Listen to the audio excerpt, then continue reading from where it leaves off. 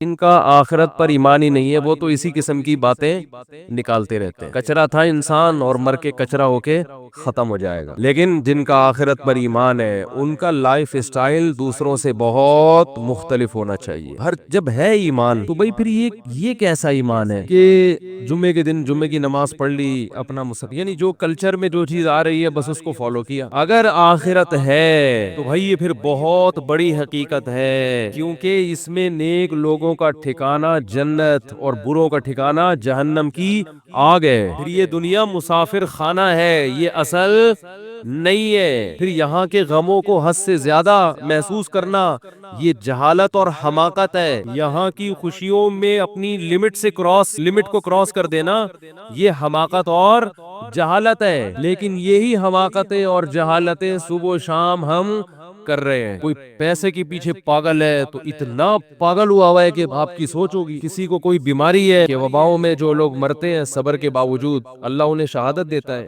اچھا ہے گناہ معاف ہو جائیں گے انشاءاللہ۔ کیا خیال ہے بھائی؟ نہیں مرے تو کل ویسے ہی مر جانا ہے۔ آپ امید چاہتے ہو یہ کہ کچھ بھی نہ ہو، ایسے تھوڑی امید ہوگی، کچھ تو ہوگا۔ حالات بھی ابھی جو میں نے قرآن کی آیت پڑھی ہے اس میں تو اس کا تو مضمون ہی یہی ہے، ہم تمہیں آزمائیں گے بشیء من الخوف ونقص من الاموال والانفس والثمرات، خوف میں مبتلا کریں گے تمہیں، خوف میں مالوں کا نقصان بھی ہوگا، معاشی بڑے بڑے کروڑ پتی لوگ روڈ پہ آ سکتے ہیں، پیسہ ڈوب سکتا ہے۔ دنیا میں اللہ نے ہمیں پیڑے کھانے کے لیے پیدا نہیں کیا۔ بہت سے لوگ بہت دنوں سے پیڑے کھا رہے ہیں، وہ سمجھتے ہیں کہ یہ ہم موت تک پیڑے کھاتے رہے۔ بہت سے ملکوں نے پیڑے کھائے ہیں، ان کرونا نے ان کے منہ سے پیڑے چھین لیے، سمجھ رہے ہو؟ بہت سی قوموں نے، بہت سے ملکوں نے، بہت سے افراد نے پیڑے کھائے ہیں۔ بہت سے ملک بہت ترقی پر ہیں اور مسلسل پیڑے کھائے جا رہے ہیں۔ اس کرونا نے ان کے منہ سے بھی پیڑے، بولو بھائی، ہلا دیے ان کو۔ بہت سی جہازوں کی کمپنیوں نے بہت زیادہ پیڑے کھائے ہیں، ان کمپنیوں کا دیوالیہ نکل گیا۔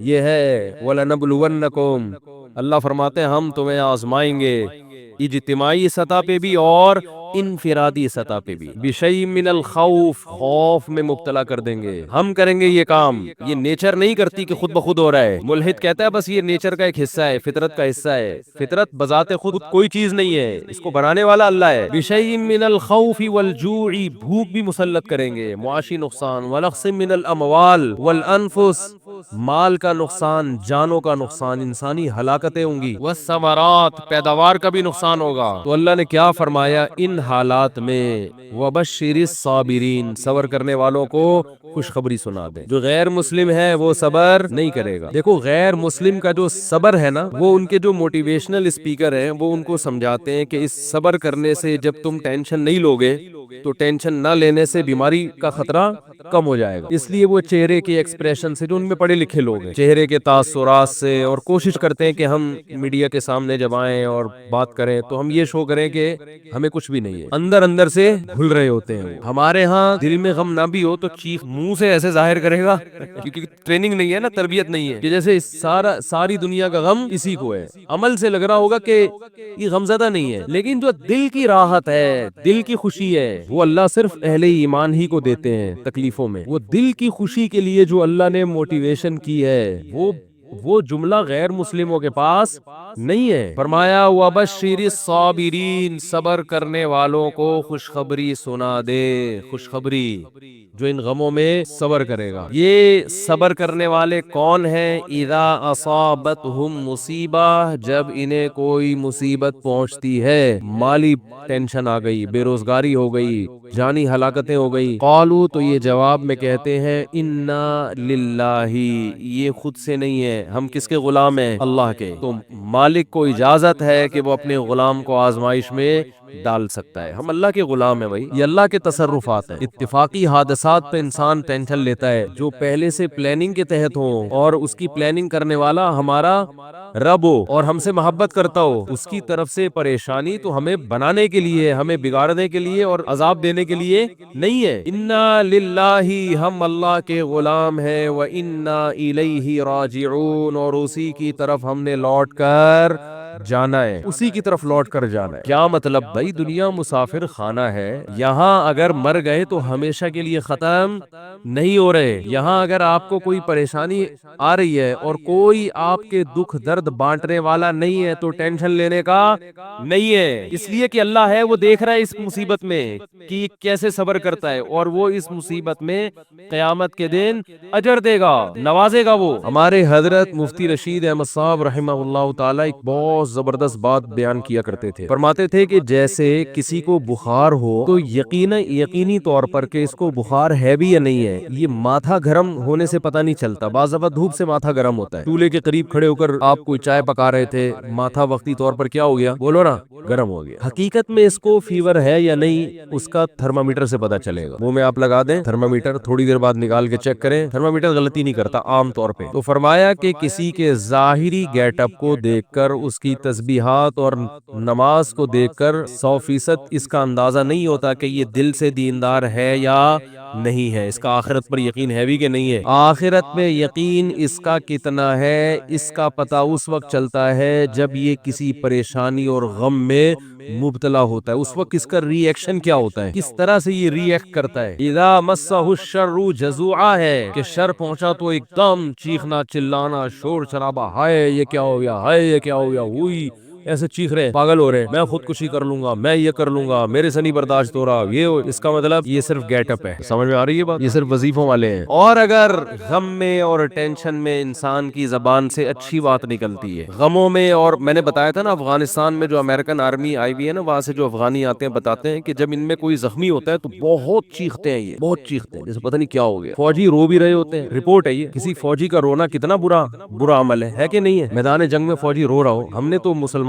میں کبھی ایسا سنا نہیں، اپنے فوجیوں میں بھی کبھی ایسا نہیں سنا کہ فوجی ہو کے رو رہا ہے۔ ایک شاعر کا شعر یاد آ رہا ہے، اللہ کرے پورا یاد آ جائے، سن میری شہادت کا نہ تو ہوش اڑانا، بچہ اپنی ماں کو کہہ رہا ہے میدان جنگ میں جاتے ہوئے، یہ نظم بھی انشاءاللہ میں ریکارڈ کرواؤں گا اخپل طریقے سے۔ بچہ میدان جنگ میں جاتے ہوئے اپنی ماں سے کہہ رہا ہے کہ اگر میں شہید ہو جاؤں تو ہوش نہ اڑانا، اسلاف کے ناموس پہ مت داغ لگانا۔ ہمارے اسلاف کی جو عزت ہے نا وہ اسی سے ہے کہ وہ میدان جنگ میں رویا بولو نہیں کرتے تھے، ان کے ناموس کو داغدار مت کرنا۔ سن میری شہادت کا نہ تو ہوش اڑانا، اسلاف کے ناموس پہ مت داغ لگانا، ہندو نہ کہیں کہہ دے کہ روتے ہیں مسلمان، کہیں کسی ہندو کو یہ کہنے کا موقع نہ مل جائے کہ مسلمان بھی میدان جنگ میں شہید ہو کر ان کی مائیں بھی روتی ہیں، پھر کہتا ہے کٹ جاؤں مقتل میں تو اف تک نہیں کہنا۔ تو ماں کا اپنے بیٹے کی شہادت پہ رونا یہ برا نہیں ہے، تو محبت کی علامت ہے۔ رونا تو سنت ہے، واویلا کرنا، چیخنا چلانا، اور وہ تو ماں ہے نا، چلو وہ تو روئے، چیخے چلائے نہیں۔ اپنی نواسی کی موت پر ہمارے نبی صلی اللہ علیہ وسلم کی بھی آنکھوں سے آنسو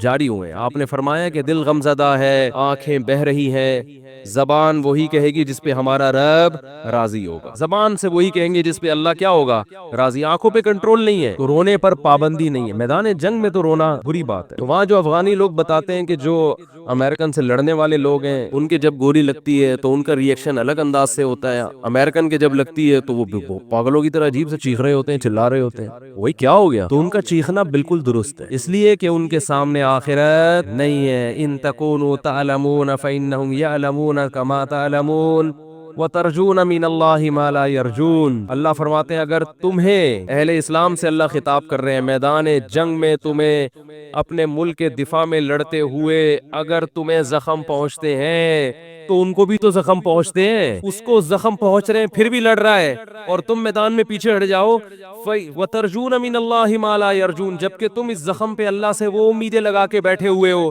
جو تمہارا مخالف امیدیں لگا کے نہیں بیٹھا۔ تمہارا مخالف صرف گورنمنٹ سے مختلف قسم کے الاؤنس لینے کی امید ہے اس کو کہ میں زخمی ہو جاؤں گا اتنے پیسے ملیں گے، میری ٹانگ ٹوٹ جائے گی لکڑی کی جرمنی سے ٹانگ لا کے لگوا دی جائے گی، بس ان کو اپنے حکمرانوں سے امیدیں ہیں اور مرنے کے بعد تو وہ بھی نہیں ہے۔ میدان جنگ میں مر گئے تو اب کیا 21 توپوں کی سلامی قبر پہ دی جائے یا 25 توپوں کی، اس سے مردے کو کیا فائدہ ہے؟ وہ کہے گا مجھے تو مار دیا نا، کہتے ہیں اس کے لواحقین کو نواز دیں گے، تو لواحقین کو نواز کے یہ بھی تو اپنے لواحقین میں سب سے پہلے تو یہ تھا، لواحقین کے لیے اپنے آپ کو ہی مروا دیا، وہ کہے گا یار اتنا پروٹوکول تو میں زندگی میں لواحقین کو نہیں دیتا تھا۔ تو یہ مزیداری نہیں ہے، مزیداری ہے ان تکونوا تعلمون فإنهم يعلمون كما تعلمون وترجون من اللہ ما لا يرجون۔ خدا کی قسم قرآن کی اس ایک آیت آیت نے ایسا مسلمانوں کو موٹیویٹ کیا ہے اپنے قوم کے لیے، اپنے ملک کے لیے، اپنے مذہب کے لیے لڑنے کا، ایسی آگ بھری ہے۔ اللہ فرماتے ہیں اگر تم زخمی ہوتے ہو تو انہیں بھی تو زخم پہنچتے ہیں، وہ تھوڑی جیسے آتے ہیں ویسے کے ویسے ہی، کچھ تو تم نے ان کو بھی مارا ہوتا ہے، اس کے باوجود وہ میدان میں اتر رہے ہیں۔ حالانکہ ترجون من اللہ ما لا یرجون، تمہیں اللہ سے وہ امیدیں ہیں جو ان کو نہیں ہے، اور تمہیں اللہ سے کیا امیدیں ہیں؟ آپ صلی اللہ علیہ وسلم نے فرمایا جس کے میدان جہاد میں زخم لگا، قیامت کے دن وہ زخم بہتا ہوا ہوگا اور اس کے خون کی رنگت خون جیسی اور اس کی خوشبو مشک جیسی ہوگی۔ اسی طرح آئے گا قیامت کے دن، شہید کے خون کا قطرہ زمین پہ گرنے سے پہلے اللہ اس کے گناہوں کو معاف کر دیتے ہیں۔ ہم نے تو شہداء کے خون کی خوشبو اپنی ناک سے سونگی، اللہ نے تو ہمیں یہ آیتیں اور یہ حدیثیں یہ دنیا میں نظارہ کرا دیا۔ ہمیں کیسے کوئی لبرل اور ملحد یہ کہہ سکتا ہے کہ یہ حدیثیں معاذ اللہ غلط ہیں؟ ہم نے تو بھائی اپنی ناک سے سونگی ہے۔ ابراہیم علیہ السلام نے اللہ سے پوچھا کہ اے اللہ تو مردوں کو زندہ کیسے کرے گا قیامت کے دن؟ یہ تو بوسیدہ ہڈیاں ہو کے مر کے ختم۔ اللہ نے فرمایا اولم تؤمن، کیا میری باتوں پہ یقین نہیں ہے؟ قال بلا، اللہ کیوں نہیں ہے؟ تو نے کہہ دیا بس یقین ہے، لیکن ذرا دکھا دے تو اور اطمینان ہو جائے گا۔ اللہ نے فرمایا خذ اربعۃ من الطیر، 4 پرندے لو، فصرہن الیک، ان کو آوازوں سے مانوس کریں، کسی آواز سے مانوس کر دیا جاتا ہے دوڑتا ہوا آتا ہے۔ ثم اجعل علی کل جبل منہن جزءا، ان کو ذبح کر کے قیمہ بنا کے ٹکڑے کر کے مکس کر کے چاروں طرف جو پہاڑ ہے نا ان کی پہاڑیوں کے کونوں پہ چوٹیوں پہ رکھ دیں۔ ثم ادعوہن، پھر جس پرندے کو جس آواز سے مانوس کیا ہے وہ آواز نکالیں، یاتینک سعیا، وہ پرندے دوڑتے ہوئے ابراہیم علیہ السلام کی طرف آئے، دوڑتے ہوئے سارے بوٹیاں اڑ اڑ کے زندہ ہوئے، پورے پر اور پورا پرندہ بنا اور ابراہیم علیہ السلام کی طرف دوڑ رہا ہے۔ تو جس پیغمبر نے یہ منظر اپنی آنکھوں سے دیکھا ہو انہیں کبھی کوئی وسوسہ ہوگا اللہ کی باتوں میں کہ میں قیامت کے دن مردوں کو زندہ کروں گا؟ تو بھائی ہم نے تو شہداء کے خون کی خوشبو اپنی ناک سے سونگی ہے، اور میں نے نہیں، بہتوں نے سونگی ہے، بہت سو سے آپ تصدیق کروا سکتے ہیں۔ اس میں ڈرامے بھی ہوتے ہیں، میں مانتا ہوں، آج کل تو جو مر رہا ہے خوشبو آ رہی ہے، تو اس میں جو کرامتیں ہوتی ہیں نا اس میں جھوٹی خبریں بہت پھیلتی ہیں، لوگ اپنے بڑوں کو سے عقیدت میں غلو کی وجہ سے ان کو بہت اوپر چڑھا دیتے ہیں، لیکن جو مشاہدہ ہے اس کا تو انکار نہیں ہو سکتا۔ ہم نے تو خود مشاہدہ کیا، اور ایک کا نہیں کیا ہے، بہت سو کا کیا ہے۔ تو وبشر الصابرین، میں عرض کر رہا تھا کہ تھرمامیٹر کیا ہے کہ جب کوئی پریشانی آتی ہے تو کیا کرتے ہیں؟ صبر۔ جیلوں میں لوگوں کی زندگیاں گزر گئی، صبر کر رہے ہیں، منہ سے ان کی کبھی ناشکری کا لفظ ادا نہیں ہوتا، بھائی اللہ اسی پہ راضی ہے۔ آج آپ دیکھیں کسی خاتون کے چھوٹے بچے کا انتقال ہو جائے، کیسا چیختی چلاتی ہیں، ایسا روتی پیٹتی ہیں، ایسا ڈپریشن، ایسی سٹریس۔ وہی ہے کہ ہر آدمی بس اس دنیا میں پیڑے کھانے میں لگا ہوا ہے کہ سارے مزے اڑانے ہیں، کوئی ٹینشن نہیں ہو۔ میری دادی کی اللہ مغفرت فرمائے، انہوں نے مجھے بتایا کہ ان کے 8 یا 9 بچے 7 اور 8 سال کی عمر کو پہنچ کے مرے ہیں، پھر غالباً 3 بچے ان کے بچے تھے، جن میں ایک میرے والد صاحب، تایا اور ایک ہماری پھوپھی تھی، اللہ تعالیٰ مغفرت فرمائے، ان تینوں کا انتقال ہو گیا، لیکن یہ بچپن میں ہی فوت ہو گئے تھے۔ ایک دفعہ بتایا کہ ایک بچہ میرا کھیلتا ہوا آیا، 7 یا 8 سال کی عمر تھی، کیسا محبوب ہوتا ہے 7-8 سال کا بچہ ماں باپ کو، آیا ہے پانی پیا ہے مٹکے سے گڑھے سے، پانی پیتے ہی زمین پہ گر گیا، انتقال ہو گیا، لیکن ان کا صبر کیسا تھا، بس روتی تھی، ما قدر اللہ، جو اللہ کی طرف سے مقدر ہے۔ آج ایسے پاگل ہو جاتے ہیں، ایسے بوکھلا جاتے ہیں، طلاقوں کا ریشو بھی اسی لیے کہ ایک دوسرے کو برداشت کر ہی نہیں رہے ہیں۔ پہلے رشتے وجود میں آتے تھے، میاں میں خرابی ہے عورت برداشت کرتی تھی، چلو بھائی چلاؤ گزارا چلاؤ، عورت میں خرابی ہے میاں برداشت کرتا تھا، یار گزارا ہے، سارے مزے دنیا میں تھوڑی ہوں گے۔ اب نہیں بھائی، عورت کو میاں پورا ایکوریٹ چاہیے، بالکل سر کے بال سے لے کے پاؤں کے ناخن تک ریموٹ کنٹرول کی طرح وہ اس کے اشاروں پہ چلتا ہو، اور مرد کو بھی ایسا ہی ہے کہ بیوی ایسی چاہیے جس میں کسی قسم کا کوئی فالٹ ہو ہی نہیں، استخاروں میں بھی پازیٹیو آئے، اور حسن و جمال بے مثال، اور جناب اخلاق بھی، اور ہر معاملے میں اس کا معیار ایسا ہے کہ اس کو دنیا میں بس سارے مزے اس نے دنیا میں چاہیے۔ یہ ہر آدمی کا ہو چکا ہے مامو بھائی، تھوڑا سا دنیا کو آڑا ترچھا کر کے چلاؤ، کنڈکٹر سے عبرت حاصل کرو نا، بار بار کہتا ہوں، بس جتنی بھی بھری ہوئی ہو، کنڈکٹر بس کو چھوڑ کے بھاگتا نہیں ہے کہ یار سیٹ نہیں مل رہی تو میں کہاں بیٹھوں، سارے تو پیسنجر چڑھ گئے، صبح سے شام لٹک لٹک کے، ناز آباد سے لانڈی، لانڈی سے ناز آباد، ہوتا ہے کہ نہیں ہوتا، لٹک لٹک کے جائے گا، کہے گا رات کو سوئیں گے آرام سے، کوئی مسئلہ نہیں ہے، پاؤں رکھنے کی، انگوٹھا رکھنے کی جگہ نہیں ہے، مگر ایک دروازے سے چڑھے گا، سب سے کرایہ لے کے دوسرے سے اتر جائے گا، اسے کبھی ٹینشن ہوئی یار یہ کیا مسئلہ ہے یار، جگہ ہی نہیں ہے، سب لوگ عزت کے ساتھ سفر کر رہے ہیں، اور وہ باس جو ہے وہ تو ڈرائیونگ کی سیٹ پہ بیٹھا ہوا ہے مزے سے، میری حالت دیکھو یار، مجھے تو جگہ ہی نہیں مل رہی، جاؤ میں نہیں جا رہا۔ وہ کہتے کوئی بات نہیں یار، ایسے جب آئیں گے نا جیب میں اتنے سارے تو اڈے پہ رات کو سوئیں گے آرام سے۔ پھر ان کو نیند بھی ٹائٹ آتی ہے، ان کو جگہ نہ بھی ملے بس کی چھت پہ سو جاتے ہیں، یہ ریڑیوں پہ سو جاتے ہیں، میں نے دیکھے ہیں، جگہ نہیں ملی ریڑی لگی ہوئی ہے، کوئی پھل والا اپنی ریڑی چھوڑ کر چلا گیا، صبح دوبارہ سے پھل ڈالوں گا، 2-4 گلے سڑے سیب رہ گئے تھے سائڈ پہ لگایا، سو گئے، ابھی اس سے سوتے ہیں مزے سے۔ وہ ٹینشن برداشت کر رہا ہے کہ بھائی پیسہ آ رہا ہے، تو بھائی ہم اور آپ بھی برداشت کر لیں کہ اجر آ رہا ہے، اللہ کی طرف سے ثواب مل رہا ہے، آخرت میں ذخیرہ ہو رہا ہے۔ رسول اللہ صلی اللہ علیہ وسلم نے ارشاد فرمایا، ان اللہ اذا احب قوما ابتلاهم، اللہ تعالیٰ جب کسی سے محبت کرتے ہیں اسے آزمائش میں ڈال دیتے ہیں، ایسا بھی ہوتا ہے۔ فمن صبر فلہ الرضا، پھر ان آزمائشوں میں جو صبر کرتا ہے اللہ اس سے راضی ہو جاتا ہے۔ آزما لیا پیغمبروں کو جو اللہ نے آزمایا تو کیسے خطابات دیے، نعم العبد، ایوب علیہ السلام کے بارے میں فرمایا کیا خوب بندہ، ساری زندگی بیماریوں میں گزر گئی، ایک لفظ زبان سے ناشکری کا نہیں نکلا۔ نعم العبد، یہ اللہ کی طرف سے القابات ملتے ہیں، جیسے ہم لوگ خطاب دیتے ہیں نا، کسی کو بہادری کا خطاب دے دیا، بہادر خان نام رکھ دیا، کسی کو حکیم الامہ کا نام ہم نے دیا، کسی کو قائد اعظم کا نام دیا، کسی کو مادر ملت کا نام دیا، مختلف قسم کے لقب ہم دیتے ہیں ان کی کارکردگی سے متاثر ہو کر۔ اللہ بھی دیتا ہے لقب، نعم العبد، کیا خوب بندہ، کیا خوب بندہ تھا میرا، صبر کی وجہ سے۔ وَإِذِ ابْتَلَىٰ إِبْرَاهِيمَ رَبُّهُ بِكَلِمَاتٍ، سورہ بقرہ، فرمایا اس وقت کو یاد کرو جب ابراہیم کو اس کے رب نے چند چیزوں میں آزمایا، وہ بھی آزمائشیں آئی ان کے اوپر، فَأَتَمَّهُنَّ، ابراہیم ان آزمائشوں میں پورے نہیں اترے، کامیاب نہیں ہوئے، بہترین طریقے سے کامیاب ہوئے، اتمہن، بہترین طریقے سے ان آزمائشوں میں کامیاب ہوئے۔ کیسا آزمایا؟ اللہ ہم سب کی حفاظت کرے، ہماری اولادوں کی حفاظت کرے، اگر کسی کی ڈیتھ ہو جائے تو ہمارا ری ایکشن کیا ہوتا ہے، لیکن ابراہیم کو حکم دیا جا رہا ہے علیہ السلام کو، خود ذبح کرو اپنے ہاتھوں سے بچے کو۔ بتاؤ اللہ کی طرف سے کسی کی موت ہو جائے، یہ بڑی آزمائش ہے، یہ باپ کو خود حکم دیا جا رہا ہے خود کاٹو گلا، یہ تو بہت بڑی آزمائش ہے۔ ان کا کوئی بات نہیں بھئی، اللہ ویسے بھی تو مار سکتا ہے، میرے ہاتھوں کٹوا رہا ہے، میں کاٹ دوں گا اس کو۔ ان تمام آیات اور احادیث سے پتہ چلتا ہے کہ اللہ انسانوں کو اپنا غلام دیکھنا چاہتا ہے، اور غلامی کی صورت میں ہی دیکھنا چاہتا ہے کہ فنڈر بننے کی کوشش بولو مت کرو، فنڈر نہ بنو، جیسے جیسے میں تمہارے ساتھ کر رہا ہوں بس تم نے صبر کرنا ہے، شکر کرنا ہے۔ ہاں، خود سے آزمائشیں اللہ سے نہ مانگو، خود سے ایسے کام نہ کرو جس سے آزمائشیں تم پر آئیں، یہ پھر اللہ کی مدد بھی نہیں ہوتی، ثواب بھی نہیں ملتا۔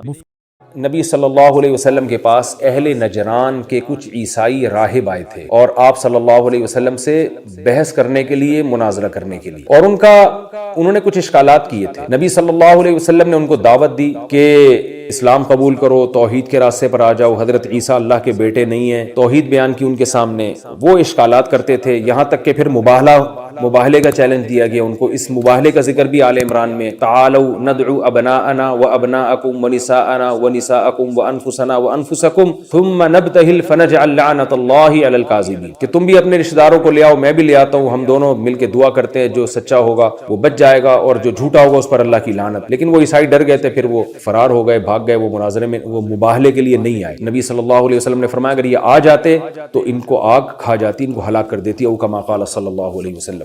تو وہ آئے تھے، بحث مباحثہ ہوا ان سے، تو وہ یہ کہتے تھے کہ دیکھیں ہمارے پاس جو اللہ کی کتاب انجیل ہے اس میں تو خود لکھا ہوا ہے کہ حضرت عیسیٰ کلیمت اللہ ہے، اور خود قرآن بھی ان کو کلیمت اللہ کہتا ہے، اور روح اللہ بھی قرآن نے کہا ہے کہ اللہ کی روح ہے، تورات میں بھی لکھا ہے کہ انجیل میں بھی لکھا ہے کہ حضرت عیسیٰ علیہ السلام روح اللہ ہیں، اللہ کی روح ہے، اور قرآن میں بھی لکھا ہے کہ روح اللہ ہے اور کلیمت اللہ ہے، اللہ کا کلمہ بھی ہے، اللہ کی روح بھی ہے۔ اور بعض حضرات کا یہ بھی دعویٰ تھا، بعض روایتوں میں آتا ہے کہ ابن اللہ کا لفظ بھی وہاں لکھا ہوا ہے انجیل میں، ابن اللہ، ابن کہتے ہیں بیٹے کو، اللہ کے بیٹے۔ تو یہ سب چیزیں تو خود لکھی ہوئی ہیں، تو جو روح ہوتی ہے وہ تو اسی کا باڈی کا حصہ ہوتی ہے، جیسے میری روح تو میرے جسم کا ایک حصہ ہے۔ تو لہذا حضرت عیسیٰ علیہ السلام کو جو ہم نے اللہ کے ساتھ الوہیت میں شریک کیا ہے تو یہ اللہ سے الگ نہیں ہے، بلکہ اللہ ہی کا ایک معاذ اللہ پارٹ ہے، اللہ کا ایک حصہ ہے اور اللہ کا بیٹا ہے۔ اور کلمت اللہ کا مطلب اللہ نے کلام کیا تو اللہ کی کلام جو ہے نا یہ مجسم شکل میں ہمارے پاس آیا، اور کسی کا بھی کلام جو ہے نا وہ اس کے علاوہ کوئی دوسری چیز نہیں ہوتی، وہ اسی کی ایک صفت ہوتی ہے۔ تو حضرت عیسیٰ ابن مریم گویا اللہ ہی کی ایک صفت ہے کہ اللہ نے کلام کیا اور وہ کلام جو ہے مجسم ہو کے ہمارے سامنے، یعنی ظاہری شکل میں وہ جسم ہے، حقیقت میں وہ جسم نہیں ہے، حقیقت میں وہ اللہ کا کلام ہے اور کلام کسی کا بھی غیر نہیں ہوتا۔ تو اس طرح کی باتیں تو قرآن میں بھی ہیں اور تورات میں بھی ہیں۔ تو ان باتوں کا ان آیتوں میں جواب دیا گیا اور توحید بیان کی گئی کہ تم جو حضرت عیسیٰ ابن مریم کو مصیبتوں میں پکارتے ہو ان کو بھی تعویلات کر کے معبود کہتے ہو، یہ معبود کہنا درست نہیں ہے۔ تو عیسائیوں کا وفد سامنے بیٹھا تھا اور آپ صلی اللہ علیہ وسلم پر یہ آیتیں نازل ہوئی کہ آپ ان کو یہ اللہ کی طرف سے کلام پڑھ کے سنا دیں۔ الف لام میم اللہ اعلم بمرادہ، اللہ اس کی مراد جانتا ہے۔ اللہ لا الہ الا ہو، اللہ وہ ذات ہے کہ اس کے سوا کوئی عبادت کے لائق نہیں۔ کیا مطلب؟ عیسیٰ ابن مریم معبود نہیں ہے۔ اب یہاں جب بھی لا الہ کا مطلب ہوگا تو اس کا مطلب لا الہ میں الوہیت کی نفی جو ہو رہی ہے حضرت عیسیٰ ابن مریم سے ہو رہی ہے۔ لا الہ الا ہو، اللہ وہ ذات ہے، لا عیسیٰ ولا موسیٰ، نہ تو عیسیٰ وہ ذات ہے کہ جس کے سوا کوئی معبود نہ ہو اور نہ موسیٰ، بلکہ صرف اللہ کی ذات ہے جس کے سوا کوئی عبادت کے لائق نہیں۔ الحی، جو زندہ ہے، صرف اللہ کی ذات ہے جو ہمیشہ سے ہے، ہمیشہ رہے گا۔ حضرت عیسیٰ کی ذات ایسی نہیں ہے۔ القیوم، اور ہر چیز کو تھامنے والا ہے۔ عیسیٰ ابن مریم اس نظام کائنات کو چلانے والے نہیں ہیں۔ نزل علیک الکتاب بالحق، اللہ وہ ذات ہے جس نے محمد صلی اللہ علیہ وسلم آپ پر کتاب کو حق کے ساتھ نازل کیا، اس کتاب میں کوئی کجی نہیں ہے۔ مصدقاً، اور یہ کتاب تصدیق کرتی ہے، لما بین یدیہ، ان کتابوں کی بھی جو اس سے پہلے ہیں۔ تو اس میں عیسائیوں کو خطاب کیا جا رہا ہے کہ محمد صلی اللہ علیہ وسلم کوئی نیا دین لے کر نہیں آ رہے، کیونکہ جب کوئی نئی چیز آتی ہے تو اس کا ایکسیپٹ کرنا لوگوں کے لیے بہت مشکل ہوتا ہے۔ اگر آپ صلی اللہ علیہ وسلم آ کے پرانے پیغمبروں کا انکار کر دیتے تو پھر عیسائیوں کے لیے بہت بڑی آزمائش کھڑی ہو جاتی کہ یہ درست ہیں یا وہ درست ہیں۔ جتنے دلائل ان کے برحق ہونے پر ہیں اتنے ہی ان کے برحق ہونے پر بھی ہیں، تو یہ بہت کنفیوژن ہو جاتی۔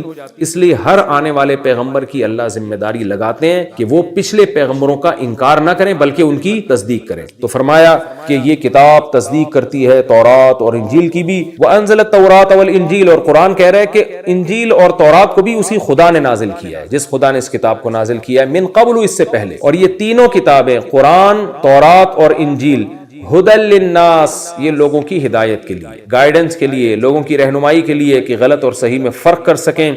وَأَنزَلَ الْفُرْقَانَ، اور اسی اللہ نے الفرقان کو بھی نازل کیا۔ قرآن کو اللہ نے پہلے بتا دیا کہ اس نے قرآن نازل کیا، اس کے بعد اللہ نے اسی قرآن کو ایک دوسرے نام سے تعبیر کیا، الفرقان۔ یعنی قرآن کی یہ صفت ہے، یہ حق اور باطل میں ایسے فرق کر دیتی ہے کہ دودھ کا دودھ اور پانی کا پانی۔ یعنی تم اگر تورات اور انجیل کی کچھ باتوں سے کنفیوز ہو رہے ہو کہ اس کا مفہوم کیا ہے تو آؤ قرآن پڑھو، قرآن تمہیں بتائے گا اس کا مفہوم کیا تھا، تم نے ان کا غلط مفہوم بیان کیا، جیسے کہ کلمت اللہ اور روح اللہ کا۔ اس لیے الفرقان سے تعبیر کیا قرآن مجید کو۔ ان الذین کفروا بآیات اللہ، بے شک وہ لوگ جو اللہ کی آیات کا انکار کرتے ہیں، لہم عذاب شدید، ان کے لیے سخت عذاب ہے اور اللہ انتقام لینے والا ہے۔ اس میں بتا دی اللہ تعالیٰ نے کہ اللہ نے تورات بھی نازل کی، انجیل بھی نازل کی، قرآن بھی نازل کیا۔ تو اب یہ معاملہ اتنا ہلکا نہیں ہے کہ جو چاہے اللہ کے اس دعوے کو مان لے اور جو چاہے انکار کر دے، ایسا نہیں ہے۔ جیسے تورات کا انکار کفر ہے، انجیل کا انکار کفر ہے، اسی طرح قرآن مجید کا انکار بھی کفر ہے۔ تو اس میں جو لبرل لوگ ہیں، جو مذہب کو نہیں مانتے، نام نہاد لبرل لوگ جو کہتے ہیں کہ مذہب کوئی ضروری نہیں ہے، ان لوگوں پر بھی رد ہے کہ اللہ جب پیغمبروں کو بھیجتا ہے اور کتابوں کو بھیجتا ہے، اس لیے نہیں کہ جو چاہے ایمان لائے جو چاہے انکار کرے، بلکہ اس میں اللہ کا بڑا سخت معیار ہے۔ جو بھی ان آیتوں کا انکار کرے گا ان کے لیے سخت عذاب ہوگا، اور اللہ انتقام لینے والا ہے۔ اللہ کی ایک صفت ذو انتقام بھی ہے کہ جہاں معاف کرنے والا ہے وہاں انتقام لینے والا بھی ہے۔ ان اللہ لا یخفی علیہ شیء فی الارض ولا فی السماء، بے شک اللہ وہ ذات ہے کہ اس پر آسمانوں اور زمین کی کوئی چیز مخفی نہیں ہے۔ یہ اصل میں بزبان حال عیسائیوں کو سمجھایا جا رہا ہے کہ یہ صفات عیسیٰ ابن مریم کی نہیں ہے۔ تم جو حضرت عیسیٰ کو دعاؤں میں پکارتے ہو اور ان سے مرادیں مانگتے ہو اور ان کو مشکل کشا حاجت روا سمجھتے ہو، تو معبود ہونے کے لیے ضروری ہے کہ اس کا علم کامل ہو۔ تو یہ علم عیسیٰ ابن مریم کا کامل نہیں تھا، ورنہ وہ اپنے آپ کو یہودیوں سے بچا لیتے۔ ان کو پتا ہوتا کہ فلاں موقع پر مجھے سولی پہ لٹکانے کی کوشش کی جائے گی، ان کو تو اللہ نے بچایا ہے، ان کا علم کامل نہیں تھا۔ ان اللہ لا یخفی علیہ شیء، صرف اللہ وہ ذات ہے کہ جس پر نہ کوئی زمین کی چیز مخفی اور نہ آسمانوں کی۔ هو الذی یصورکم فی الارحام، اللہ وہ ذات ہے جو تمہیں ماؤں کی رحموں میں تمہاری صورت بناتا ہے۔ عیسیٰ وہ ذات نہیں ہے۔ حضرت عیسیٰ علیہ السلام میں یہ طاقت نہیں تھی کہ وہ ماں کے پیٹ میں تمہیں بناتے ہیں۔ یعنی یہ تو بالکل بدیہی چیزیں ہیں جو عیسائیوں کو سمجھایا جا رہا ہے کہ اتنا کچھ ماننے اور اپنی زبان سے اقرار کے بعد تم کیسے عیسیٰ کو مشکل کشا اور معبود سمجھتے ہو۔ تو اللہ وہ ذات ہے جو تمہیں تمہاری ماں کے پیٹ میں جو صورت چاہتا ہے، کیف یشاء، جیسی صورت چاہتا ہے عطا کرتا ہے۔ لا الہ الا ہو، کوئی عبادت کے لائق نہیں ہے مگر وہی ذات۔ یعنی اتنی صفات کر کے پھر اللہ نے دوبارہ اس کلمے کو ریپیٹ کیا, کوئی عبادت کے لائق نہیں ہے مگر وہ العزیز, ہر چیز پر غالب ہے, چاہے تو سزا دے دے تمہیں, الحکیم, لیکن حکمت والا ہے, سزا نہ دینے میں کوئی حکمت ہے. رہا یہ اس کال جو وہ اعتراض کیا کرتے تھے کہ پھر قرآن میں اور تورات اور انجیل میں حضرت عیسیٰ کو کلمت اللہ کیوں کہا گیا, روح اللہ کیوں کہا گیا, اور اس طرح کی اور آیتیں کیوں ہیں, تو اللہ نے اس کا جواب دیا, هو الذی انزل علیک الکتاب, اللہ وہ ذات ہے جس نے آپ پر کتاب کو نازل کیا, منہ آیات محکمات, اس میں کچھ آیتیں محکم ہے, مضبوط. مضبوط کا معنی ان کی مراد بالکل واضح ہے, اس میں کوئی ابہام نہیں ہے, نہ لغوی معنی کے اعتبار سے ابہام ہے, نہ اس لحاظ سے ابہام ہے کہ اس میں اللہ کی مراد کیا ہے. جیسے نماز پڑھو, روزہ رکھو, اللہ ہر چیز پر قدرت رکھتا ہے, ختم نبوت کا مسئلہ قرآن نے بیان کیا, اور جنت اور جہنم, یہ بالکل واضح آیتیں ہیں, ان میں کوئی ابہام نہیں ہے. اللہ کے فرشتے بھی ہیں اور جنات بھی ہیں, اور شیطان کا جو انکار کیا اس نے آدم علیہ السلام کے سجدے سے, پھر اس کو جنت سے نکالا گیا, آدم علیہ السلام کو جنت سے نکالا گیا اور شیطان کو ہمیشہ کے لیے دھتکار دی. یہ جو آیتیں ہیں, یہ نماز کا حکم, زکوٰۃ کا حکم, والدین کے ساتھ حسن سلوک کا حکم, اور عورت کا مال کھانے پر پابندی, اور یتیموں کا مال کھانے پر پابندی, اور تجارت حلال طریقے سے کرو, حرام مت کھاؤ, یہ ساری آیتیں بہت واضح ہیں. فرمایا ہن ام الکتاب, یہ قرآن کی اصل آیتیں. اصل کے کیا مطلب, یہ اصول ہیں. آگے کچھ آیتیں متشابہ ہیں. متشابہ کا مطلب ہوتا ہے جن کی یا تو مطلب ہی پتہ نہیں ہوتا. علماء نے اس کی دو قسمیں بیان کی, ایک متشابہ المعنی اور ایک متشابہ الکیف. معنی کا مطلب یہ کہ جس کا لفظی ترجمہ ہی نہیں پتا ہمیں, جیسے الف لام میم اور حا میم عین سین قاف اور نون, یہ آیتیں جن کو حروف مقطعات کہا جاتا ہے, ان کا تو اصل مفہوم ہی نہیں پتا ہے کہ اس کا مطلب کیا ہے, یہ بھی متشابہات میں. اور کچھ ایسی جن کا لغوی مطلب تو ہمیں پتا ہے, لیکن ان سے اللہ کی پوری مراد کیا ہے, ان کی کیفیت کیا ہے, وہ ہمیں معلوم نہیں ہے. جیسے قرآن میں آتا ہے کہ الرحمن علی العرش استوى, رحمان عرش پر مستوی ہے, ساتوں آسمانوں کے اوپر عرش ہے, اس کے اوپر اللہ تعالیٰ کی ذات ہے. اب کیسے ہے ہمیں نہیں پتا, کیونکہ اللہ تعالیٰ کا ظاہر انسانوں کی طرح تو جسم نہیں ہوتا, اللہ تو جسم سے پاک ہے, اللہ تعالیٰ ان صفات سے پاک ہے جو انسانوں کی طرف منسوب کی جاتی ہیں. اس میں ہمیں نہیں معلوم, حدیث میں آتا ہے, بلکہ قرآن میں ہی ہے, والسماوات مطویات بیمینہ, سارے آسمان اللہ کے دائیں ہاتھ میں لپٹے ہوئے ہوں گے. والارض جميعا قبضته يوم القيامة والسماوات مطویات بیمینہ, آسمان سارے دائیں ہاتھ میں لپٹے ہوئے ہوں گے اور زمین اس کے قبضے میں ہوگی. تو اب دائیں ہاتھ بایاں ہاتھ یہ کیا مراد ہے؟ اور حدیث میں آتا ہے کلتا یدیہ یمین, اللہ کے دونوں ہاتھ دائیں ہی ہیں. تو صحابہ بھی ان آیتوں کا مفہوم نہیں پوچھا کرتے تھے آپ صلی اللہ علیہ وسلم سے, اور نہ نبی نے ہمیں بتایا. تو اللہ فرماتے ہیں کہ کچھ آیتیں متشابہات میں سے ہوتی ہیں, تو جو محکم آیتیں ہیں ان کو ام الکتاب کہا گیا. کیا مطلب, وہ اصل ہے. تو متشابہ کا ایسا مفہوم بیان کرنا ہے کہ وہ اصل سے نہ ٹکرا رہا ہو. آپ اگر متشابہ کی کا تفصیل بیان کریں گے, اس کو سمجھانے کی کوشش کریں گے, تو اصل پر محکمات پر پیش کریں گے اس کو, جو اصل آیتیں ہیں. مثال کے طور پر اصل آیت کیا ہے, ام الکتاب, لیس کمثلہ شیء, قرآن کہتے ہیں اللہ جیسا کوئی بھی نہیں ہے. تو آپ نے متشابہ کی ایسی تفسیر بیان کر دی کہ اس میں اللہ کا مخلوق جیسا ہونا لازم آ رہا ہے. تو اس کا مطلب آپ محکم آیتوں کو اصل نہیں مانتے. اصل کا مطلب یہ اصولی ہیں. آگے جو بھی تفسیر ہوگی ان اصولوں کو سامنے رکھ کر ہوگی, ان اصولی آیتوں کو سامنے رکھ کر ہوگی. تو اصولی آیت کیا ہے کہ لیس کمثلہ شیء, اللہ جیسا کوئی بھی نہیں ہے. تو اب جب ہمارے سامنے یہ آیت آ گئی, تو اب قرآن میں آ رہا ہے کہ اللہ کے دائیں ہاتھ میں آسمان لپٹے ہوئے ہوں گے. تو اگر ہم اس کی تفسیر یہ کرتے ہیں بالکل ایسے ہاتھ ہے جس میں آسمان لپٹے ہوئے ہوں گے, اس کا مطلب آپ اللہ کو انسانوں جیسا قرار دے رہے ہو. تو آپ نے متشابہ کی ایسی تفسیر کی جو محکم کو آپ نے اصل مان کے نہیں کی, بلکہ محکم سے وہ ٹکرا رہی ہے. تو اس لیے اللہ نے فرمایا ہن ام الکتاب, محکم آیتیں اصل ہیں, وَأُخَرُ مُتَشَابِهَاتٌ, اور کچھ متشابہ ہیں. فَأَمَّا الَّذِينَ فِي قُلُوبِهِمْ زَيْغٌ, جن کے دلوں میں کجی ہوتی ہے, فَيَتَّبِعُونَ مَا تَشَابَهَ مِنْهُ, تو وہ ان آیتوں کے در پہ رہتے ہیں, ان کے پیچھے پڑے رہتے ہیں جو متشابہ ہیں. مقصد ان کا کیا ہوتا ہے, ابتغاء الفتنہ, فتنے کی تلاش, وابتغاء تاویلی, اور اس کی تفسیر کی تلاش, یعنی مراد غلط تفسیر, غلط مفہوم کی تلاش میں, جو ایسا مفہوم جو محکم سے ٹکرا رہا ہو. تو اس میں اللہ نے بتا دیا کہ یہ جو قرآن مجید میں اللہ کے لیے, حضرت عیسیٰ کے لیے کلمت اللہ کا لفظ ہے, روح اللہ کا لفظ ہے, یہ بھی متشابہ ہے. کیا مطلب, اس کا وہ مفہوم نہیں ہے جو آپ کو فوراً پہلی دفعہ میں سمجھ میں آ رہا ہے. تو کلمت اللہ کا مطلب تو اللہ کا کلام, تو کلام تو اللہ کی ایک صفت ہے, حضرت عیسیٰ کلام تھوڑے ہی ہیں. اور روح کا مطلب, میری روح کا مطلب میری باڈی میں جو روح ہے جس کی وجہ سے میں زندہ ہوں. تو روح اللہ کا اگر ہم یہ مطلب لیں گے کہ اللہ کی باڈی میں, معاذ اللہ کی ایک باڈی, اس میں اللہ کی روح ہے, اور وہ روح جو ہے نکل کے حضرت عیسیٰ کی شکل میں آئی, تو یہ تو محکم سے ٹکرا رہی ہے. یہ اس کا مطلب آپ نے اللہ کو بھی انسانوں جیسا مان لیا. تو روح اللہ اور کلمت اللہ کا ہم وہ مفہوم بیان کریں گے جو محکم سے ٹکرائے نہیں. اور وہ صحیح مفہوم کیا ہے کہ حضرت عیسیٰ کو کلیمت اللہ مجازن کہا گیا ہے. کیا مطلب؟ اللہ نے حضرت مریم کے جو ہے نا رحم میں پھونک لگائی جس سے حضرت عیسیٰ وجود میں آئے. تو اللہ کے کلمہ کن، اللہ نے کہا ہو جا، کن کی طاقت ہے نا، یعنی بغیر کسی سبب کے اللہ نے حضرت عیسیٰ کو پیدا کیا کلمہ کن کی طاقت سے. کن کا مطلب اللہ کہتے ہیں جب اللہ کسی چیز کو کہہ دے نا کن فیکون تو وہ ہو جاتی ہے. جیسے سورہ یاسین کے آخر میں انما امرہ اذا اراد شیئا ان یقول له کن فیکون، اس کی یہ شان ہے کہ اگر وہ کسی چیز کے بارے میں کہہ دے ہو جا تو وہ ہو جاتی ہے. تو عام طور پر جو اللہ نے اس کائنات کو بنایا اور جو کائنات جس نہج پہ چل رہی ہے وہ تمام چیزیں لاجک کے تحت ہے. میاں بیوی کا ملاپ ہوتا ہے، اس سے بچے پیدا ہوتے ہیں، ان سب چیزوں کی ایک سائنٹیفک لاجک ہے. اللہ نے ہر چیز کو ایک لاجک کے ساتھ جوڑا ہوا ہے. لیکن حضرت عیسیٰ علیہ السلام کا جو وجود تھا وہ عام انسانوں کے پیدا ہونے کی طرح نہیں تھا. بغیر باپ کے اللہ نے حضرت مریم کے رحم میں کلمہ کن کی طاقت سے حضرت عیسیٰ کو پیدا کیا.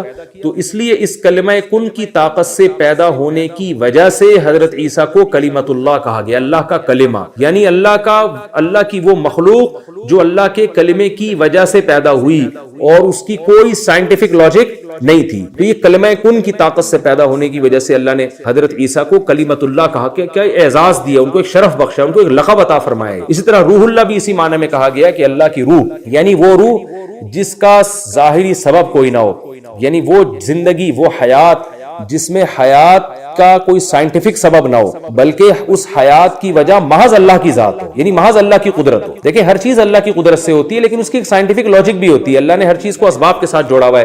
مگر حضرت عیسیٰ ایک ایسی روح ہے، ایک ایسی زندگی ہے، روح کا مطلب حیات، ایک ایسی حیات ہے جس میں کوئی سائنسی اسباب کا دخل نہیں بلکہ وہ براہ راست اللہ کی وجہ سے پیدا ہوئے، اللہ کی طاقت سے پیدا ہوئے اور اس میں کوئی ظاہری سبب نہیں تھا. تو اس لیے ان کو اللہ کی روح کہا گیا، یعنی وہ روح جو صرف اللہ کی وجہ سے ہو، صرف اللہ کے کلمے سے ہے اس لیے کلیمت اللہ کہا گیا، صرف اللہ کی وجہ سے ہے اس لیے اللہ کی روح کہا گیا. تو یہ متشابہ کا ہم وہ مفہوم بیان کریں گے جو محکم سے نہ ٹکرا رہا ہو. اسی طرح اگر انجیل میں یا تورات میں حضرت عیسیٰ کی پیشگوئی ابن اللہ کی صورت میں ہے تو ابن اللہ سے یہاں مراد اللہ کا بیٹا نہیں ہے بلکہ اپنے محبوب کو بھی بیٹے سے تعبیر کر دیا جاتا ہے. آپ اپنی اسی بڑے عمر کے آدمی کو بھی بعض دفعہ بیٹا کہہ دیتے ہیں، جیسے یعنی ایسی محبت جیسے باپ کو بیٹوں سے ہوتی ہے. تو یہاں ابن اللہ کا مطلب یہ نہیں ہے کہ واقعی اللہ کے بیٹے ہیں. اللہ کا تو لیس کمثلہ شیء، اللہ جیسا تو کوئی ہے ہی نہیں. اور بیٹا باپ کی جنس میں سے ہوتا ہے. بیٹا وہی کچھ خاصیتیں لے کے پیدا ہوتا ہے جو باپ کی ہوتی ہیں، باپ کے ہم مثل ہوتا ہے، باپ کے مشابہ ہوتا ہے. اس لیے اللہ نے اگر بیٹا ان کو کہا بھی ہے تو وہ محبوب کے معنی میں، تو کوئی بھی محبوب ہو اس کو اللہ کا بیٹا اس معنی میں کہا جا سکتا ہے. لیکن آج ہم اس لیے منع کریں گے کہ کہیں عیسائی اس کو غلط مطلب میں نہ لے کر جائیں، اس لیے آج آپ کسی کو اللہ کا بیٹا مجازن بھی نہیں کہہ سکتے. تو یہ اللہ نے بتایا عیسائیوں کو جواب میں کہا کہ متشابہ آیتوں کو مت دیکھو، محکم آیتوں کو دیکھو، اور تم محکم کو چھوڑ کر متشابہ کے پیچھے لگے ہوئے ہو. محکم آیتوں میں کیا ہے؟ لیس کمثلہ شیء، اللہ جیسا کوئی بھی نہیں ہے. لم یلد، نہ اس نے کسی کو جنا، ولم یولد، نہ اس سے کوئی جنا گیا، ولم یکن لہ کفوا احد، کوئی اس کا ہم پلہ نہیں ہے. اور محکم آیتیں کیا کہہ رہی؟ یصورکم فی الارحام، اللہ ماں کے رحم میں تمہاری تصویریں بناتا ہے، عیسیٰ نہیں بناتے. اس سے پتہ چلتا ہے عیسیٰ علیہ السلام معبود نہیں ہے. الحی، زندہ ہمیشہ اللہ ہے. عیسیٰ علیہ السلام تو پیدا ہوئے ہیں، ہمیشہ سے تھوڑی ہیں. القیوم، اللہ وہ ذات ہے جو آسمانوں کو تھامنے والی ہے. عیسیٰ ابن مریم نہیں تھامتے. اللہ ہے جس نے تورات اور انجیل اور قرآن کو نازل کیا، عیسیٰ ابن مریم نے نازل نہیں کیا. اور یہ تمام اللہ وہ ہے جس پر جو آسمان اور زمین کی کوئی چیز اس سے مخفی نہیں ہے. عیسیٰ وہ ذات نہیں ہے. تو یہ ساری محکم آیتیں ہیں جو تورات میں بھی ہیں، انجیل میں بھی اس طرح کی آیتیں ہیں، ان کو دیکھ کے چلو. ان کو اتنی ساری آیتوں کو چھوڑ دیتے ہو اور وہ آیتیں جن کے ذو معنی آیتیں ان کے پیچھے پڑھ کر فتنہ پھیلاتے ہو. یہ غلط کام ہے. اس لیے آگے اللہ نے فرمایا فَأَمَّا الَّذِينَ فِي قُلُوبِهِمْ زَيْغٌ، جن کے دلوں میں کجی ہے نا، ٹیڑھا پن ہے، جو حق کے متلاشی نہیں ہوتے، فَيَتَّبِعُونَ مَا تَشَابَهَ مِنْهُ، وہ ہمیشہ متشابہ آیتوں کے پیچھے لگے رہتے ہیں. ابتغاء الفتنة وابتغاء تأویلہ، ان کا مقصد ہی معاشرے میں فتنہ پھیلانا اور ان آیتوں کی غلط تفسیر کو تلاش کرنا. وما يعلم تأویلہ الا اللہ، حالانکہ ان آیتوں کی حقیقی تفسیر صرف اللہ جانتا ہے. اس سے پتہ چلا کہ متشابہ آیتوں کا امکانی درجے میں، ہم ظنی درجے میں تو ہم مفہوم بیان کر سکتے ہیں، حقیقی مفہوم اللہ کے سوا کوئی بھی نہیں جانتا. والراسخون فی العلم، یقولون آمنا بہ، فرمایا جو راسخ فی العلم لوگ ہیں نا وہ کیا کہتے ہیں؟ ہم ایمان لے آئے. یعنی ہم متشابہ آیتوں کا جو مفہوم ہے بس اللہ ہی بہتر جانتا ہے، ہم زیادہ اس کی گہرائی میں نہیں جانتے. عجیب بات ہے، حالانکہ دیکھیں جن کا علم کم ہے وہ ان آیتوں کے پیچھے لگتے ہیں، حالانکہ ان کے پاس نالج کم ہے. لیکن جن کے پاس نالج زیادہ ہے ان کو تو اور لگنا چاہیے، لیکن اللہ کیا فرماتے ہیں؟ وہ نہیں لگتے. وہ کیا کہتے ہیں؟ یقولون آمنا بہ، ہم سب پر ایمان لاتے ہیں. یعنی اجمالی ایمان، بھائی سب کل من عند ربنا، سب ہمارے رب کی طرف سے. یعنی کسی ایک آیت کی وجہ سے ایسا نہیں ہوتا دوسری آیتوں کا انکار کرنا شروع کر دیں یا قرآن ہی کا انکار کر دیں کہ یہ اللہ کیسی باتیں کر رہا ہے. جیسے کل ایک صاحب نے مجھ سے پوچھا کہ قرآن میں آتا ہے سنفرغ لکم ایھا الثقلان کل یوم ھو فی شأن، سورہ رحمان میں کہ اللہ ہر دن ایک حالت میں کسی نہ کسی کام میں اللہ لگا ہوا ہے، اور اے جنات اور انسانوں ہم عنقریب تمہارے لیے فارغ ہونے والے ہیں. یعنی تمام کاموں سے ہم فراغت حاصل کر کے تمہارا حساب لینے والے ہیں. تو وہ صاحب مجھ سے پوچھنے تھے کہ بھائی یہ اللہ کو ہمارا حساب لینے کے لیے فارغ ہونے کی کیا ضرورت ہے؟ اللہ تو ایٹ اے ٹائم سارے کام کر سکتے ہیں. میں نے ان سے کہا بھائی اللہ ہم سے ہماری زبان میں بات کرتے ہیں. جب آپ بہت بڑے ہوتے ہیں تو سامنے والے کے لیول پہ آ کے آپ کو بات کرنی ہوتی ہے جس سے بات آپ کی سمجھ میں آئے گی. تو اللہ نے ہم سے ہمارے حساب سے سمجھایا ہے، کیونکہ اللہ بہت سارے کاموں میں لگے ہوئے ہیں. کسی کی شان بڑھا رہے ہیں، کسی کی شان گھٹا رہے ہیں، کسی کا رزق تنگ کر رہے ہیں، کسی کا رزق بڑھا رہے ہیں. تو اس سے ایک انسان کو وہم ہو سکتا تھا پتہ نہیں حساب و کتاب ہمارا صحیح طرح سے ہوگا بھی کہ نہیں ہوگا. تو اللہ نے ہمیں تسلی دے دی، فکر نہ کرو، جب تمہارا حساب و کتاب ہوگا یہ ساری فائلیں لپیٹ چکا ہوں گا، بالکل فارغ بیٹھا ہوں گا تمہارے لیے. حالانکہ اللہ کو ضرورت نہیں ہے. تو یہ بھی متشابہ آیتیں ہیں کہ اللہ ہم سے ہماری زبان میں بات کر رہے ہیں. اب اس متشابہ کو بھی ہم محکم کی روشنی میں حل کریں گے. وہ یہی ہے کہ بھئی اللہ ہم سے ہماری زبان میں بات کرتے ہیں، ہم سے ہمارے لب و لہجے میں بات کرتے ہیں، یعنی جو ہمارے محاورے ہیں ان میں بات کرتے ہیں. اگر اللہ بالکل اس طرح سے بات کرنا شروع کر دے تو ہماری مینٹل اپروچ سے اوپر ہو جائے گا، جو اللہ کی شان ہے. اگر اس طرح سے بات کرے ہم سے تو، لیکن اس آیت کا اگر آپ یہ مفہوم بیان کرتے ہیں کہ نہیں بھائی اللہ کو تو واقعی ضرورت ہے، وہ ایک وقت میں بہت سارے کام نہیں کر سکتا، اس کو تو فارغ ہونا پڑے گا، تو آپ کیا مطلب ہوا؟ اللہ کو انسانوں پر قیاس کر رہے ہیں. اور جو محکم آیت ہے نا لیس کمثلہ شیء، کہ اللہ جیسا کوئی بھی نہیں ہے، آپ اس محکم آیت کی روشنی میں متشابہ کو حل نہیں کر رہے بلکہ اس محکم کے اگینسٹ چل رہے ہیں. تو اس لیے قرآن میں جہاں بھی اس طرح کی آیتیں آئیں گی ان کو محکمات کو سامنے رکھ کر ان کا مفہوم بیان کیا جائے گا، اور ان آیتوں کو ایک اجمالی طور پر ان کی تفسیر بیان کی جائے گی. بہت زیادہ گہرائی میں نہیں جایا جائے گا. جو متشابہ آیتیں بہت زیادہ ان آیتوں کی گہرائی میں جو لوگ گھستے ہیں اللہ نے ان کے بارے میں بتا دیا کہ یہ معاشرے میں اصلاح نہیں چاہتے بلکہ یہ فتنہ پرست لوگ ہیں. اس لیے اللہ نے فرمایا جو علم میں پختہ لوگ ہیں وہ کہتے ہیں آمنا بہ کل من عند ربنا، سب ہمارے رب کی طرف سے. وما یذکر الا اولو الالباب، اللہ فرماتے ہیں لیکن نصیحت صرف عقل مندوں کو حاصل ہوتی ہے. بے وقوف لوگ پھر بھی تفتیش میں گھسے رہیں گے اور اللہ کی آیتوں پر عمل نہیں کریں گے. اللہ نے فرمایا کہ جو راسخین فی العلم ہیں وہ یہ بھی دعا کرتے ہیں کہ اللہ اس قسم کے جو معاشرے میں فتنہ پرست لوگ ہیں نا، جو مذہب میں اس طرح کجی تلاش کرتے ہیں اور گہرائی میں گھس گھس کے عیب تلاش کرتے ہیں، ایسا نہ ہو کہ ہم ان سے متاثر ہو جائیں اور ہمارا ایمان بھی خطرے میں پڑ جائے. لہذا وہ دعا مانگتے ہیں ربنا، اے ہمارے رب، لا تزغ قلوبنا، ہمارے دلوں میں کو ٹیڑھا مت کیجیے گا، بعد اذ ہدیتنا، بعد اس کے کہ آپ نے ہمیں ہدایت دے دی. یعنی ایک دفعہ ہمیں ایمان کی توفیق مل گئی ہے. یہ جو پروپیگنڈے والے لوگ ہیں وسوسے ڈالتے ہیں قرآن و سنت کے بارے میں، ایسا نہ ہو کہ ان کے وسوسوں سے متاثر ہو کر ہم ایمان سے ہاتھ دھو بیٹھیں، نہ ادھر کے رہیں نہ ادھر کے رہیں. تو اے اللہ ہمارے دلوں کو تو مضبوطی سے تھام لے. وَهَبْ لَنَا مِن لَّدُنْكَ رَحْمَةً، اور صرف یہ نہیں کہ ہدایت پر قائم رکھ بلکہ ہمیں اپنی طرف سے اضافی رحمت بھی دے، یعنی اور مضبوطی سے ہدایت پر اور ایمان میں ترقی عطا فرما. إِنَّكَ أَنْتَ الْوَهَّابُ، بے شک تو بہت زیادہ عطا کرنے والا ہے. ربنا إِنَّكَ جَامِعُ النَّاسِ لِيَوْمٍ لَّا رَيْبَ فِيهِ، اے اللہ ہمارا آخرت پر ایمان ہے. آج اگر ہم ان کی باتوں میں وسوسوں میں آ کے قرآن کا انکار کر دیں یا عیسائیوں کی باتیں میں آ کے ہم عیسیٰ کو اللہ کا بیٹا کہنا شروع کر دیں ان کے پروپیگنڈے سے متاثر ہو کر، تو ہمیں پتہ ہے ایک دن قیامت آئے گی تو ہم سے حساب لے گا. تو ہم اپنی زبان سے اس حساب کا اقرار کر رہے ہیں اور تجھ سے دعا کر رہے ہیں کہ ہمیں تو سیدھے راستے پر رکھ، کیونکہ اگر سیدھا راستہ نہیں ملا آخرت میں ہمارا ٹھکانہ اچھا نہیں ہوگا. ربنا، اے ہمارے رب، انک جامع الناس، بے شک تو لوگوں کو جمع کرنے والا ہے، لیومن، ایک ایسے دن، لا ریب فیہ، جس کے واقع ہونے میں کوئی شبہ نہیں ہے. ان اللہ لا یخلف المیعاد، اللہ فرماتے ہیں واقعی اللہ اپنے وعدے کی خلاف ورزی نہیں کرتا. اللہ انسانوں کو ایک دن جمع کرے گا.